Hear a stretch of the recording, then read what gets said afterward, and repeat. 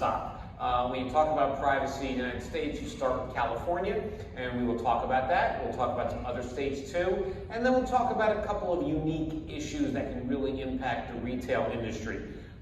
Before we get started, why don't we do a little quick video about how important privacy is. Hey bro! Listen, I was trying to buy this handcrafted... So everyone's concerned about privacy. So it's been kind of weird because the United States is very different than other parts of the world. In the EU, the European Union, they've had for a number of years the GDPR, the General Data Protection Regulation. This is a very meaty law, 99 articles, 173 recitals. And this law applies to all member states, to all business activities, and to all processing of personal data. In the United States, we don't have the equivalent. We don't have anything like that on the federal level. The closest thing we have is one sentence under the Federal Trade Commission's Act, which prohibits unfair or deceptive acts or practices. So if you had a privacy policy on a website that said, we're not going to sell your personal information, and you did, that's deceptive. If you collected personal information, you had a breach, that can be unfairness. That's all the government has to go for on the federal level here in the US. Now, there are lots of different sectoral laws about children's privacy, healthcare. You've all filled out those HIPAA disclosure forms when you go to the doctor, financial services, and the states have all these different laws, but we don't have one comprehensive standard in the United States.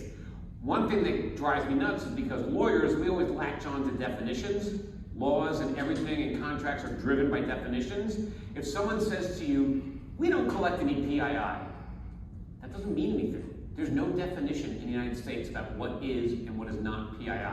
We have to dig into these individual laws. So that's why what happened in California was incredibly impactful. California came along, enacted the California Consumer Privacy Act, the CCPA. That is the nation's first standalone privacy law in the country. Now, if it came out of Vermont or Montana, nobody would have paid attention, but it's California. So what does it require? It requires by law a number of things that might have been best practices, but that weren't required by law. Number one, to have a privacy policy with proper transparency about the data you're collecting and how it's going to be used. And then you have to give consumers these three rights. The rights to access their information, to know what information you have about them, the right to delete their information if they don't want you to possess it anymore, and the right to opt out of sale of this personal information. And I got to unpack these definitions for you because sale may not be what you think about. It's not just selling personal information for money. It's any sharing, releasing, disclosing, disseminating for monetary or other valuable consideration. I'll dig into that in a second. If somebody reaches out to you with the request, here's the things you have to tell them about the categories of information you collect, the sources, the purpose, third parties with whom it's shared, and the specific pieces of data. You have to share it with them. Again, this only applies to someone in California. That Oregon user reaches out, you can tell them, sorry, I don't do this for you. But it's up to you to decide if you apply this to everybody. Definitions, again, lawyers, we really latch on definitions. So in California, what is personal information? It's not just name, email address, physical address. It's unique personal identifier, internet protocol address, browsing history, geolocation, even inferences drawn from that information. So it's very broad. It can be a persistent tracking cookie. It can be a MAID, a mobile advertising identifier. Any other type of persistent identifier, that's personal information. I talked about selling under California. It's very, very broad what it means to sell. If you work with a company, they put a pixel on your website, they collect valuable data, and they can use it for their own purposes, but in exchange, they give you some great analytics, you're selling personal information to that company. That would be deemed a sale. Now, if you sell, the obligation is to have a link on your site with these 6 exact words. Do not sell my personal information. So how would that work? You go to a website and you scroll down to the bottom of the website. You have all the typical terms and conditions and privacy policies and whatnot. Now you have this new link that says, do not sell my personal information. This is solely to comply with this new California law. You click that link, a form pops up or some other process so that the consumer can exercise their right by law to opt out of the sale of their personal information. What happens if it goes wrong? Well, there's no private right of action, meaning that individuals cannot sue you, meaning that class action lawyers cannot sue you, unless there's a security breach. Fines can come just from the California Attorney General, and fantastic situation, there's a 30-day cure period. That's the greatest thing ever. If there's a law and you violate it, you can say, I'm sorry, I'll get it right in 30 days. That's fantastic. But that wasn't the end of the story. California had the CCPA, then in the election of 2020, the voters voted for the CPRA, the California Privacy Rights Act. My whole presentation was lots of acronyms. Go through all of them, CCPA, CPRA, the PTA, we got a lot of things to talk about. So the CPRA basically takes CCPA and bumps it up a notch, basically makes it 2.0. So now it digs into behavioral advertising and says that if you're giving data to someone else for behavioral advertising, that's a share of information. Now you need to have a link that says do not sell or share my information. This law takes effect January 1st of 2023. It introduces the concept of sensitive personal information. Of course, that's very important in retail. Precise geolocation. Precise geolocation is sensitive personal information. And if you are collecting sensitive personal information, this new law will require yet another link on your website that says limit the use of my sensitive personal information. Fortunately, this is all on an opt-out basis.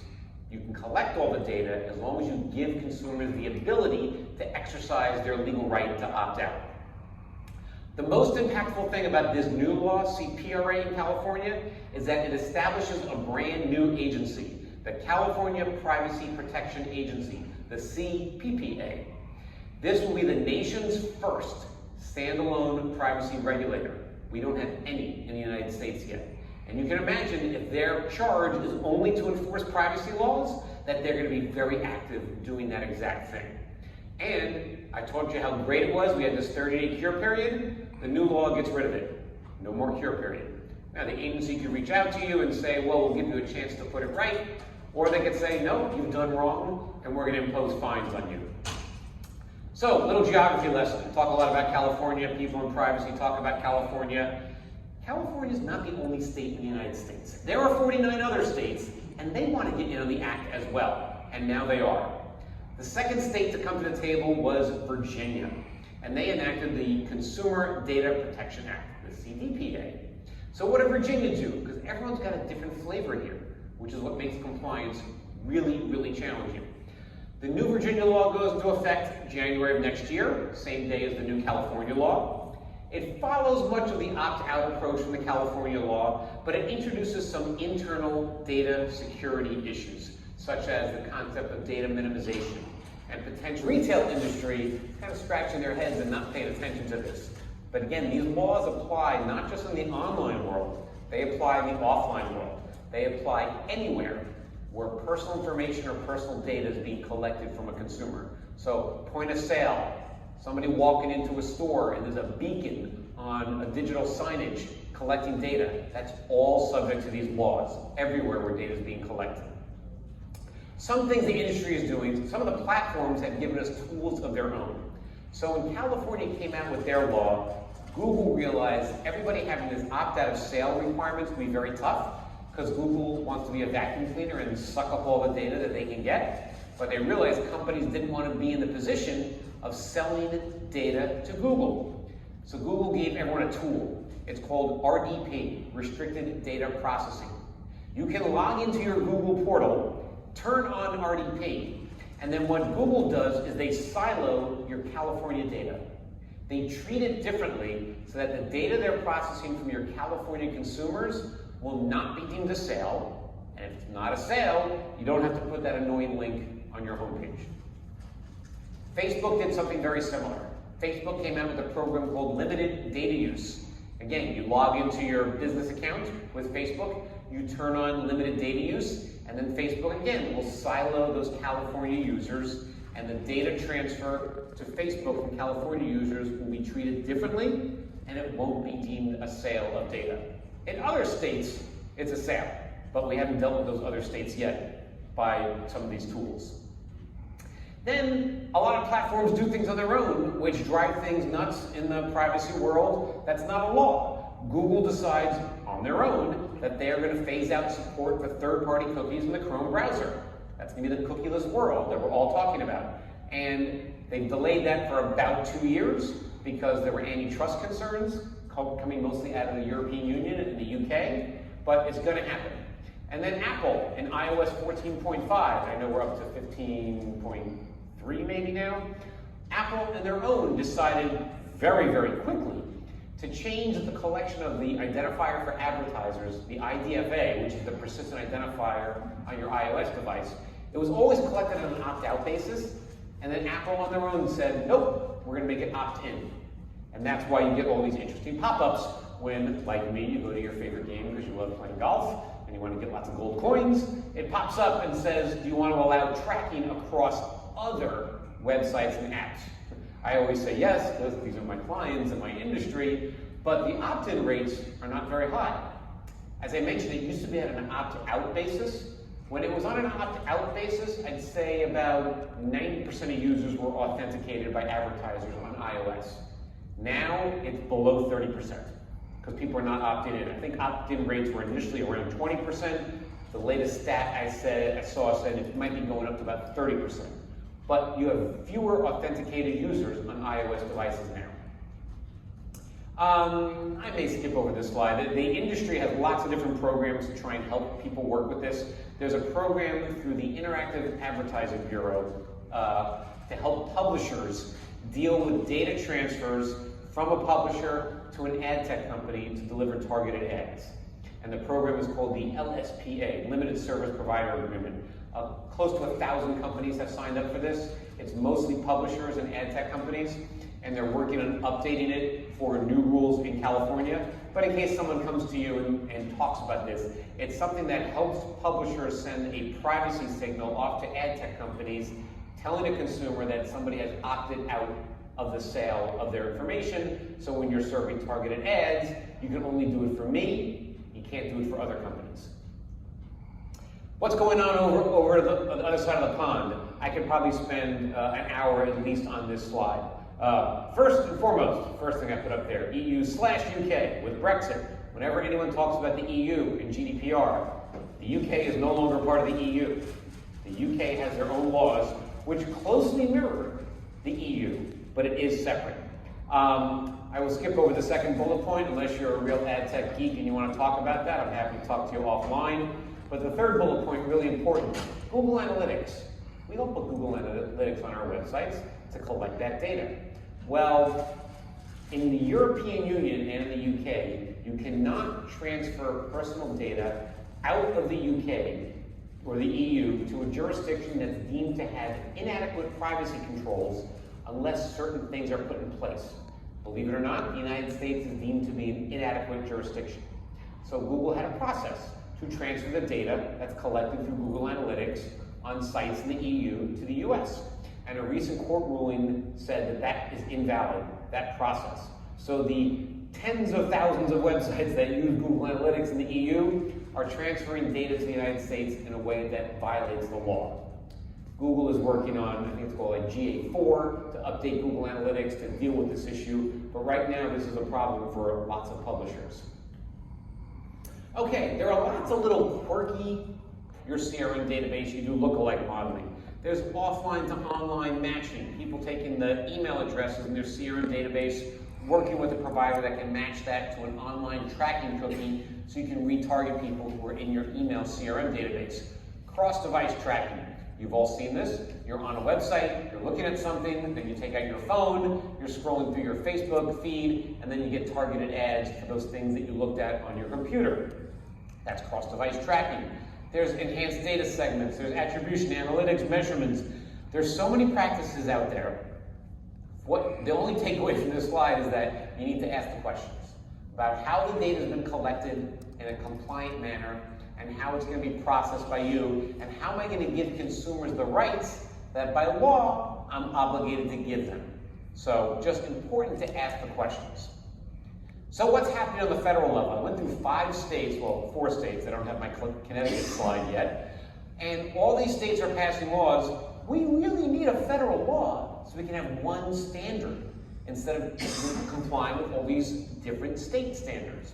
Well, Congress, not to bash the political process in the United States, but a little bit incompetent here in getting things together, and it hasn't happened.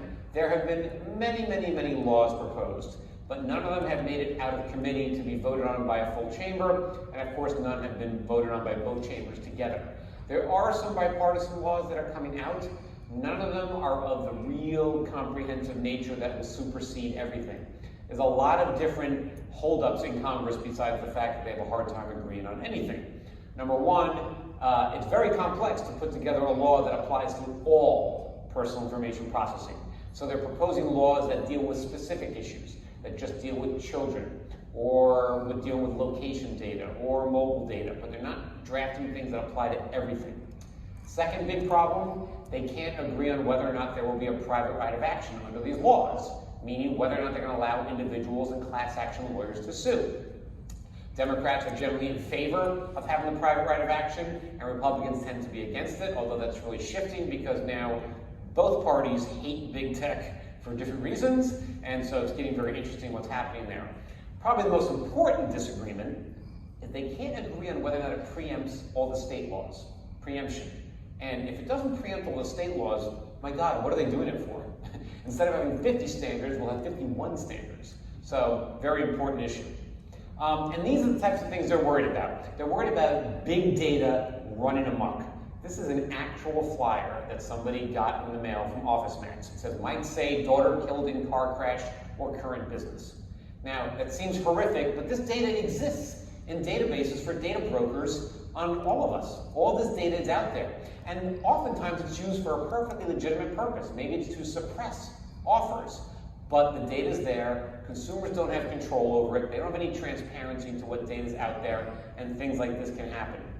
I was actually a subject of an interesting one. My son Spencer got this flyer at home from a wine company. I thought that was quite fascinating because at the time my son got this flyer, he was really not interested in wine at all.